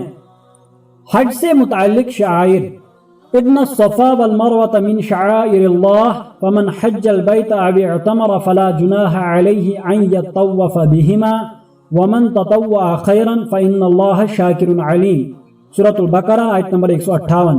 یقیناً صفا اور مروہ اللہ کی نشانیوں میں سے ہیں، لہٰذا جو شخص بیت اللہ کا حج یا عمرہ کرے اس کے لیے کوئی گناہ کی بات نہیں کہ وہ ان دونوں پہاڑوں کے درمیان سعی کرے، اور جو برضا و رغبت کوئی بھلائی کا کام کرے گا اللہ کو اس کا علم ہے، اس کی قدر کرنے والا ہے۔ یاد ہوگا کہ حضرت ابراہیم علیہ السلام حضرت حاجرہ اور حضرت اسماعیل کو جب یہاں لائے تھے اور ان کو چھوڑ کر چلے گئے تھے تو حضرت حاجرہ رضی اللہ تعالی عنہا پانی کی تلاش میں صفا پر چڑھ کر ادھر ادھر دیکھتی تھی، پھر دوڑ کر دوسری طرف مروہ پر چڑھ جاتی، پھر صفا پر آتی اور مروہ پر جاتی۔ اس طرح انہوں نے 7 چکر لگائے تھے۔ اللہ تعالیٰ کو حضرت حاجرہ رضی اللہ تعالی عنہا کی یہ ادا بہت پسند آئی اور سعی صفا و مروہ کے درمیان 7 بار دوڑ کر آنے جانے کو حج کی علامت اور نشانی قرار دیا۔ جو مسلمان حج کرنے جاتے ہیں وہ سعی بھی کرتے ہیں۔ وَالْبُدْنَ جَعَلْنَاهَا لَكُمْ مِنْ شَعَائِرِ اللَّهِ لَكُمْ فِيهَا خَيْرٌ، اور اونٹوں، قربانی کے اونٹوں میں جن کو تم نے ہمارے لیے شاعر اللہ بنایا ہے تمہارے لیے بھلائی ہے۔ ان کے علاوہ وہ سب شاعر اللہ میں سے ہیں جن کا ذکر اوپر ہو چکا ہے، یعنی 8 ذی الحجہ سے 13 ذی الحجہ تک جو ارکان اور مناسک حاجی ادا کرتا ہے وہ سب شاعر اللہ میں سے ہیں، جیسے احرام باندھنا، طواف کعبہ، منی، عرفات جانا وغیرہ۔ حج کا مقصد لِيَشْهَدُوا مَنَافِعَ لَهُمْ وَيَذْكُرُوا اسْمَ اللَّهِ فِي أَيَّامٍ مَّعْلُومَاتٍ عَلَىٰ مَا رَزَقَهُم مِّن بَهِيمَةِ الْأَنْعَامِ فَكُلُوا مِنْهَا وَأَطْعِمُوا الْبَائِسَ الْفَقِيرَ ثُمَّ لْيَقْضُوا تَفَثَهُمْ وَلْيُوفُوا نُذُورَهُمْ وَلْيَطَّوَّفُوا بِالْبَيْتِ الْعَتِيقِ ذَلِكَ وَمَن يُعَظِّمْ حُرُمَاتِ اللَّهِ فَهُوَ خَيْرٌ لَّهُ عِندَ رَبِّهِ وَأُحِلَّتْ لَكُمُ الْأَنْعَامُ إِلَّا مَا يُتْلَىٰ عَلَيْكُمْ فَاجْتَنِبُوا الرِّجْسَ مِنَ الْأَوْثَانِ وَاجْتَنِبُوا قَوْلَ الزُّورِ حُنَفَاءَ لِلَّهِ غَيْرَ مُشْرِكِينَ بِهِ وَمَن يُشْرِكْ بِاللَّهِ فَكَأَنَّمَا خَرَّ مِنَ السَّمَاءِ فَتَخْطَفُهُ الطَّيْرُ أَوْ تَهْوِي بِهِ الرِّيحُ فِي مَكَانٍ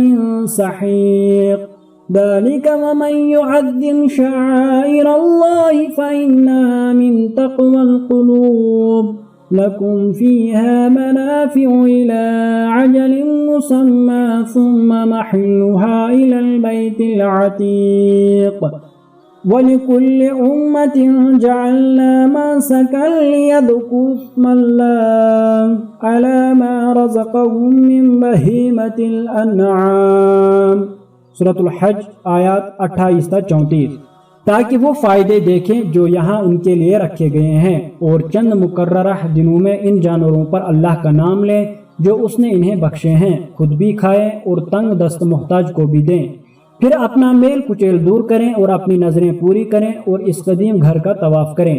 یہ تھا تعمیر کعبہ کا مقصد، اور جو کوئی اللہ کی قائم کردہ حرمتوں کا احترام کرے تو یہ اس کے رب کے نزدیک خود اسی کے لیے بہتر ہے۔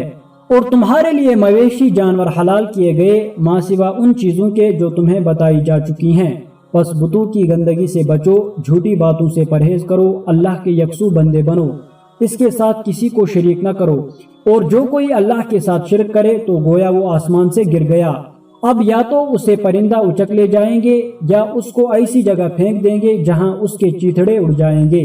یہ ہے اصل معاملہ، اسے سمجھ لو، اور جو اللہ کے مقرر کردہ شعائر کا احترام کرے تو یہ دلوں کے تقویٰ سے ہے۔ تمہیں ایک وقت مقرر تک ان ہدی کے جانوروں سے فائدہ اٹھانے کا حق ہے، پھر ان کے قربان کرنے کی جگہ قدیم گھر کے پاس ہے۔ ہدایت کے لیے ہم نے قربانی کا ایک قاعدہ مقرر کیا ہے تاکہ اس امت کے لوگ ان جانوروں پر اللہ کا نام لیں جو اس نے ان کو بخشے ہیں۔ اللہ تعالیٰ فرماتا ہے کہ حج کے دنوں میں ان باتوں کو دیکھو جو تمہارے لیے اس میں رکھ دی ہیں۔ حج شروع سے آخر تک قربانی ہی قربانی ہے، اور ہر سانس عبادت ہی عبادت۔ اس میں وقت کی قربانی ہے، مال کی قربانی ہے، جانوروں کی قربانی ہے، جسمانی قوتوں کی قربانی ہے، سکھ اور چین کی قربانی ہے، صبح کہیں، شام کہیں، دوپہر کہیں، رات کہیں، ہر وقت دعائیں مانگنا، مناجات کرنا، راتوں کو جاگنا، دل کا ہر وقت اللہ کی طرف لگا رہنا، یہ وہ باتیں ہیں جو مقصود ہیں۔ حج سے واپس آنے کے بعد حاجی میں یہ باتیں رہنا چاہیے تاکہ لوگ اسے دیکھ کر پہچان لے کہ حج کی نعمتیں سمیٹ کر آیا ہے۔ حج کرنے کے بعد اگر یہ مقصد کھو دیا تو اس کا سب کچھ ضائع ہوگا۔ اس کے بعد اللہ تعالیٰ فرماتا ہے کہ حنیف بندے بن جاؤ، صرف اللہ کو الہ بنا کر یکسو ہو جاؤ، اس کے ساتھ کسی کو شریک نہ کرو، نہ ذات میں نہ صفات میں، نہ اس کے احکام میں اور نہ اس کے قانون میں۔ تم نے دیکھا کہ حج میں سارے حاجی ایک رنگ صبغت اللہ میں رنگے ہوئے تھے، نہ ذات پات کا فرق، نہ اونچ نیچ کا جھگڑا، نہ اس کی تمیز کہ میں فلاں جگہ کا ہوں اور میں فلاں جگہ کا ہوں۔ اس سے یہ سیکھو کہ تم ایک عالمی برادری ہو، دنیا کے سارے مسلمان تمہارے بھائی ہیں، ان کا دکھ تمہارا دکھ، ان کا سکھ تمہارا سکھ۔ اگر پورب میں کسی مسلمان کو کانٹا چبھے تو تم پچھم میں اس کی چبھن محسوس کرو، تم سب مل کر بنیانی مرصوص سیسا پلائی ہوئی دیوار بن جاؤ۔ تم نے دیکھا کہ حج کے دوران تمہارا ایک امیر الحج ہوتا ہے، تم نے وہی کیا جو اس نے کہا، تم نے اس کا خطبہ سنا، یہ سب یاد کرو تم نے حج میں کیا تربیت پائی، اس کو عام کرو، اللہ کے بندوں کو وہی پیغام سناؤ، یاد کرو تم نے اقرار کیا تھا کہ ہم نے سنا اور ہم نے اطاعت کی۔ نبی صلی اللہ علیہ وسلم نے حجۃ الوداع میں جو خطبہ دیا تھا، اس میں ایک یہ تاکید اور حکم ہے کہ تم میں سے ہر شخص مبلغ ہے، دین کی جو بات تم کو معلوم ہے وہ دوسروں کو بتاؤ، لِيُظْهِرَهُ عَلَى الدِّينِ كُلِّهِ، یہاں تک کہ اللہ کا دین سارے دینوں پر غالب ہو جائے۔ لطیفہ: اليوم اکملت لکم دینکم واتممت علیکم نعمتی ورضیت لکم الاسلام دینا، سورۃ المائدہ آیت نمبر 3۔ آج ہم نے تمہارے دین کو تمہارے لیے مکمل کر دیا اور تم پر اپنی ساری نعمت تمام کر دی اور تمہارے لیے دین اسلام پر راضی ہوا۔ ایک بار حضرت عمر فاروق رضی اللہ تعالی عنہ نے ایک یہودی کے سامنے یہ آیت پڑھی۔ اس نے کہا اگر ہم کو یہ آیت ملی ہوتی تو ہم اس دن کو عید کا دن بنا لیتے جس دن یہ آیت اتری۔ حضرت عمر فاروق رضی اللہ تعالی عنہ نے کہا واللہ جس دن یہ آیت اتری اس دن ہماری 2 عیدیں تھی، وہ دن جمعہ کا تھا جو کہ عید المؤمنین ہے اور اس دن عید الاضحیٰ بھی تھی۔ یہ فخر مسلمانوں کو نصیب ہوا۔ اللہ کے فضل و کرم اور حضرت ابراہیم علیہ السلام کی قربانیوں کی بدولت نہایت خوش قسمت ہے وہ شخص جو دین ابراہیمی، دین حنیف، دین اسلام پر عمل کرنے کے لیے حضرت علیہ السلام کو نمونہ بنائے۔ حضرت ابراہیم علیہ السلام کی واپسی۔ تبلیغ اسلام کے لیے حضرت ابراہیم علیہ السلام نے 2 بڑے مرکز قائم کر دیے، ایک سدوم میں حضرت لوط علیہ السلام کی نگرانی میں، دوسرا مکہ معظمہ میں حضرت اسماعیل علیہ السلام کی نگرانی میں۔ اب بیت المقدس واپس آئے، یہ بھی ایک بڑا مرکزی مقام تھا۔ سوچنے لگے کہ اسے بھی تبلیغ کا مرکزی مقام بننا چاہیے، لیکن سوال یہ پیدا ہوا کہ یہاں کس کو اپنا جانشین بنائیں۔ حضرت اسماعیل علیہ السلام کے علاوہ کوئی اور اولاد نہ تھی اور نہ حضرت لوط علیہ السلام کے علاوہ کوئی بھتیجا۔ اسی سوچ میں رہا کرتے تھے کہ اچانک 2 فرشتے آ گئے اور انہوں نے دوسرے بیٹے کی خوشخبری سنائی۔ اس خوشخبری کو سناتے وقت جو دلچسپ بات چیت ہوئی وہ قرآن کے الفاظ میں سنیے۔ قالوا لا توجل انا نبشرك بغلام علیم، سورۃ الحجر آیت نمبر 53۔ فرشتوں نے کہا ڈرو نہیں، ہم تو تم کو ایک صاحب علم لڑکے کی بشارت دینے آئے ہیں۔ اس بشارت پر حضرت ابراہیم علیہ السلام کو تعجب ہوا۔ قال ابشرتمونی علی ان مسنی الکبر فبم تبشرون، سورۃ الحجر آیت نمبر 54۔ کیا تم اس بڑھاپے میں مجھے اولاد کی بشارت دیتے ہو؟ ذرا سوچو تو صحیح کہ یہ تم کیسی بشارت مجھے دے رہے ہو۔ دراصل بات یہ تھی کہ اس وقت حضرت ابراہیم علیہ السلام کی عمر 100 سال اور حضرت سارہ رضی اللہ تعالی عنہا کی عمر 90 سال کی تھی۔ اس عمر میں اولاد کا ہونا کیسے ممکن تھا؟ قالوا بشرناک بالحق فلا تکن من القانطین، سورۃ الحجر آیت نمبر 55۔ فرشتوں نے جواب دیا ہم تم کو بالکل سچی خوشخبری سنا رہے ہیں، تم مایوس نہ ہو۔ قال ومن يقنط من رحمة ربه إلا الضالون، سورۃ الحجر آیت نمبر 56۔ حضرت ابراہیم علیہ السلام نے کہا کہ اپنے رب کی رحمت سے تو مایوس گمراہ لوگ ہی ہوا کرتے ہیں، یعنی مجھے یقین ہے کہ ایسا ہی ہوگا۔ ابراہیم علیہ السلام کی بیوی بھی کھڑی ہوئی تھی۔ وَامْرَأَتُهُ قَائِمَةٌ فَضَحِكَتْ، سورۃ حود آیت نمبر 71۔ وہ یہ سن کر ہنس دی۔ اب فرشتوں نے تفصیل سے بشارت کے الفاظ سنائے۔ فَبَشَّرْنَاهَا بِإِسْحَاقَ وَمِن وَرَاءِ إِسْحَاقَ يَعْقُوبَ، سورۃ حود آیت نمبر 71۔ پھر ہم نے اس کو اسحاق کی اور اسحاق کے بعد یعقوب کی خوشخبری دی۔ وَبَشَّرْنَاهُ بِإِسْحَاقَ نَبِيًّا مِّنَ الصَّالِحِينَ، سورۃ الصافات آیت نمبر 112۔ اور ہم نے اسے اسحاق کی بشارت دی، ایک نبی صالحین میں سے۔ اب تو حضرت سارہ کے تعجب کی انتہا نہ رہی۔ قالت یا ویلتا آلد وانا عجوز وهذا بعلی شیخا ان هذا لشیء عجیب۔ سورۃ الحود آیت نمبر 72۔ اب عورت کی فطرت ملاحظہ فرمائیں۔ حضرت سارہ نے کہا ہائے میری کمبختی، کیا میرے ہاں اولاد ہوگی جبکہ میں بڑھیا پھوس ہو گئی اور میرے میاں بھی بوڑھے ہو چکے؟ یہ تو بڑی عجیب بات ہے۔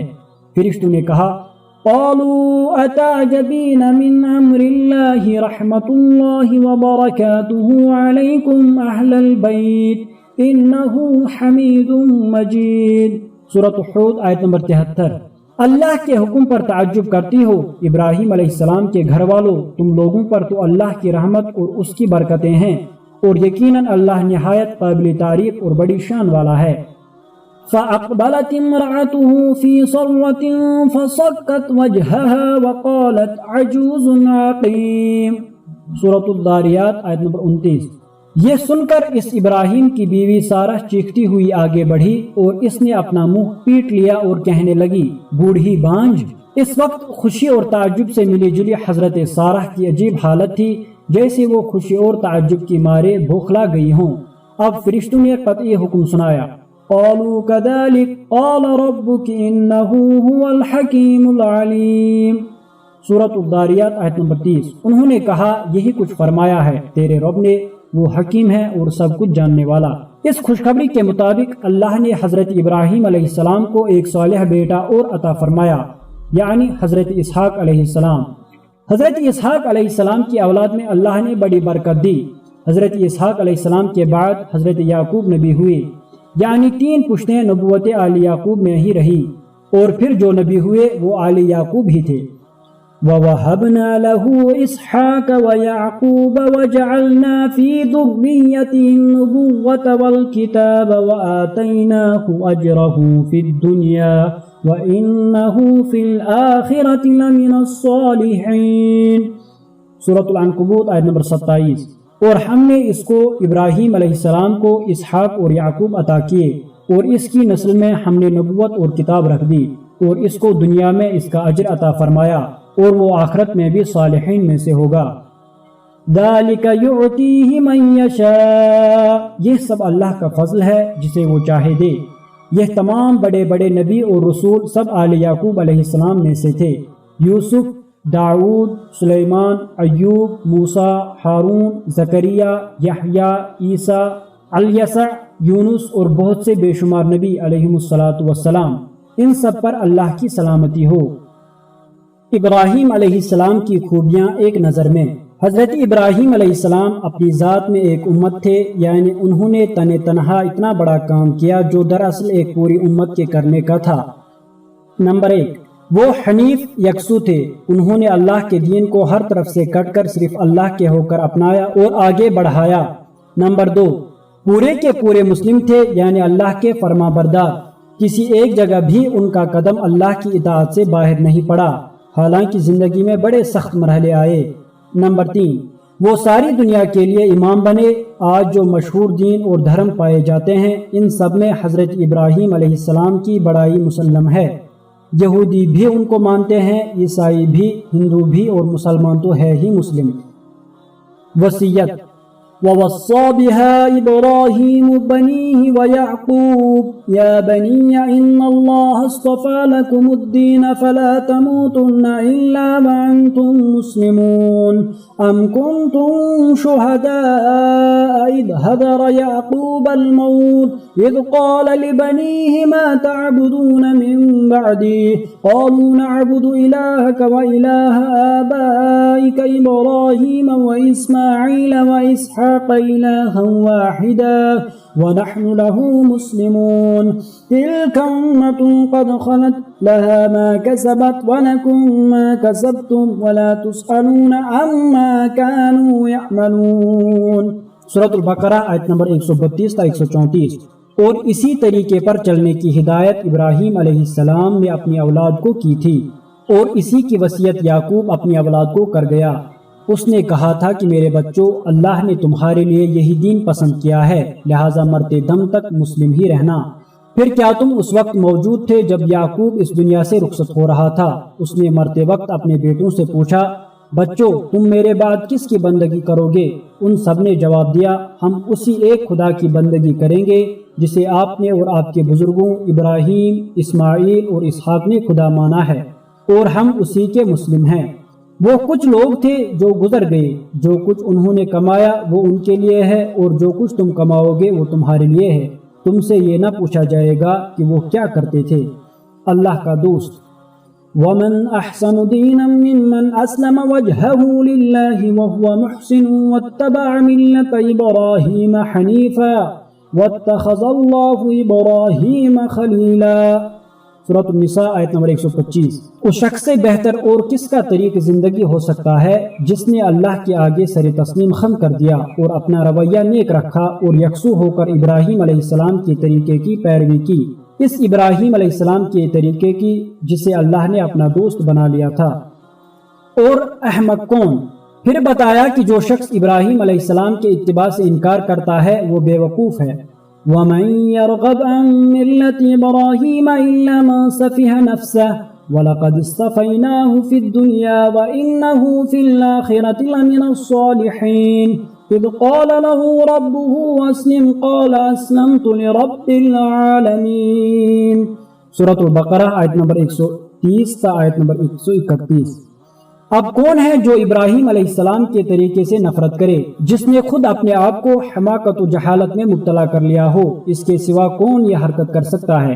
ابراہیم علیہ السلام تو وہ شخص ہے جس کو ہم نے دنیا میں اپنے کام کے لیے چن لیا تھا اور آخرت میں اس کا شمار صالحین میں ہوگا۔ اس کا حال یہ تھا کہ جب اس کے رب نے اس سے کہا مسلم ہو جا تو اس نے فوراً کہا میں مالک کائنات کا مسلم ہو گیا۔ حضرت ابراہیم علیہ السلام کی اولاد۔ پچھلے صفحوں میں یہ بات ہم جان چکے ہیں کہ اللہ تعالیٰ نے حضرت ابراہیم علیہ السلام کو دو نہایت صالح بیٹے عطا فرمائے، حضرت اسماعیل علیہ السلام اور حضرت اسحاق علیہ السلام۔ حضرت اسماعیل علیہ السلام بڑے بیٹے تھے، ان کی والدہ محترمہ کا نام حضرت حاجرہ علیہ السلام تھا۔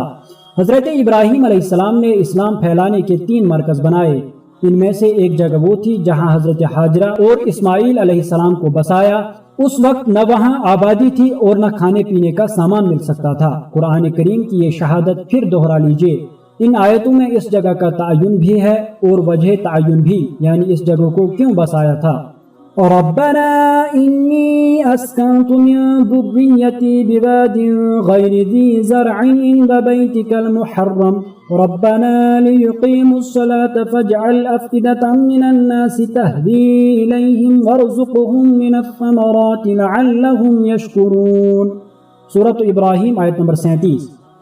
اے ہمارے رب، میں نے ایک بے آب و گیاہ وادی جہاں نہ پانی ہے اور نہ پیداوار ہو سکتی ہے، میں اپنی اولاد کے ایک حصے کو حاجرہ اور اسماعیل کو تیرے محترم گھر یعنی جہاں بعد میں کعبہ بنایا گیا کے پاس لا بسایا ہے۔ پروردگار، یہ میں نے اس لیے کیا کہ یہ یہاں نماز قائم کریں، یہ لوگوں کے دلوں کو ان کی طرف مائل کر دے اور کھانے کو پھل دے، شاید وہ تیرا شکر ادا کرنے والے بنیں۔ حضرت ابراہیم علیہ السلام نے یہ بھی دعا کی کہ ربنا وابعث فیہم رسولا منہم یتلو علیہم آیاتک ویعلمہم الکتاب والحکمت ویزکیہم انک انت العزیز الحکیم۔ سورۃ البقرہ آیت نمبر 129۔ اور اے میرے رب، ان لوگوں میں خود انہی کی قوم سے ایک ایسا رسول اٹھائیو جو انہیں تیری آیات سنائے، ان کو کتاب اور حکمت کی تعلیم دے اور ان کی زندگی سنوارے، تو بڑا زبردست اور حکمت والا ہے۔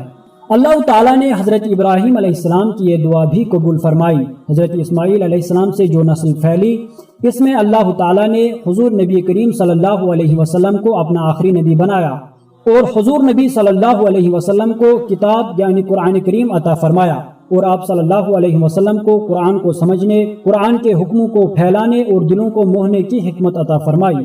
حضرت اسحاق علیہ السلام حضرت ابراہیم علیہ السلام کے چھوٹے بیٹے حضرت سارہ علیہ السلام سے تھے۔ حضرت سارہ کو اللہ تعالیٰ نے یہ بڑائی دی کہ وہ ام الانبیاء، نبیوں کی ماں مشہور ہیں۔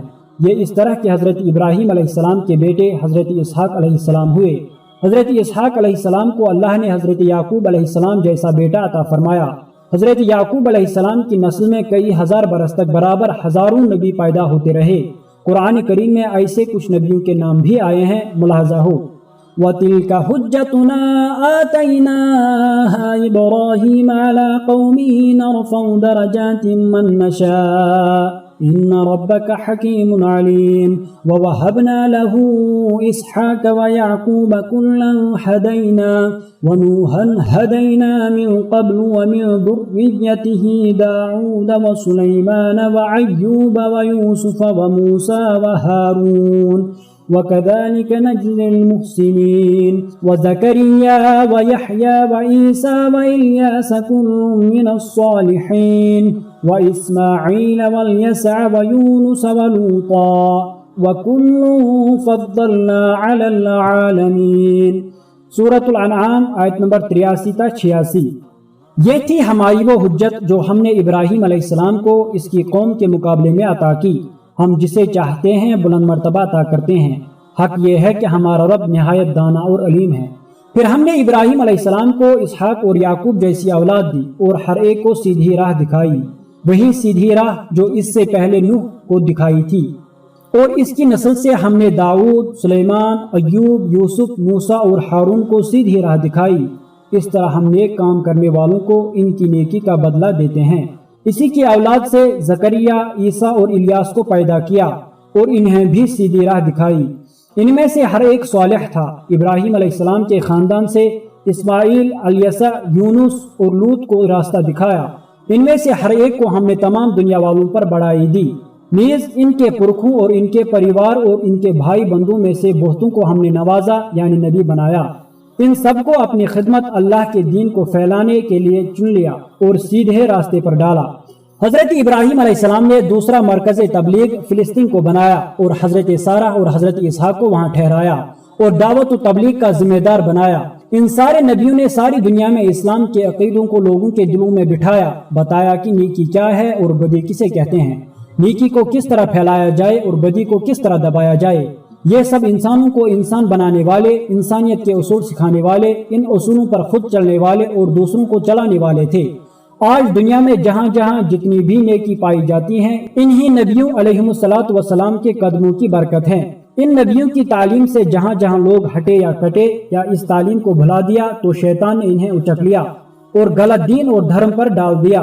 یہی وجہ ہے کہ آج کہیں اصل تعلیم کے ساتھ لوگوں نے اپنی طرف سے غلط باتیں ملا دی، کہیں اصل تعلیم کو ہی بھلا دیا گیا، اور آج ایسے لوگوں کی سمجھ میں یہ نہیں آتا کہ ان کا دین واقعی دین ہے یا گورکھ دھندا۔ قرآن کریم میں جگہ جگہ اللہ تعالیٰ نے اپنے نبیوں کی خوبیاں بیان فرمائی ہیں۔ کہیں فرمایا وَكُلًّا جَعَلْنَا صَالِحِينَ سورۃ الانبیاء آیت نمبر 72، اور ہر ایک کو ہم نے صالح بنایا۔ کہیں فرمایا وَجَعَلْنَاهُمْ أَئِمَّةً يَهْدُونَ بِأَمْرِنَا وَأَوْحَيْنَا إِلَيْهِمْ فِعْلَ الْخَيْرَاتِ وَإِقَامَ الصَّلَاةِ وَإِيتَاءَ الزَّكَاةِ وَكَانُوا لَنَا عَابِدِينَ سورۃ الانبیاء آیت نمبر 73۔ اور ہم نے ان کو امام بنا دیا جو ہمارے حکم سے لوگوں کو سیدھی راہ دکھاتے تھے، اور ہم نے وحی کے ذریعہ نیک کاموں کی اور نماز قائم کرنے کی اور زکوٰۃ دینے کی ہدایت کی، اور وہ ہماری عبادت کرنے والے بھی تھے اور یکسو بھی۔ کہیں ان کو جنت کی بشارت دینے والا اور دوزخ سے ڈرانے والا فرمایا، کہیں انہیں اپنا برگزیدہ اور منتخب بندہ فرمایا وغیرہ۔ مطلب یہ کہ ان ساری اچھی باتوں کا ذکر ہے جو کل کی کل نبیوں میں تھی، اور یہی انسانیت کی بنیاد بنی۔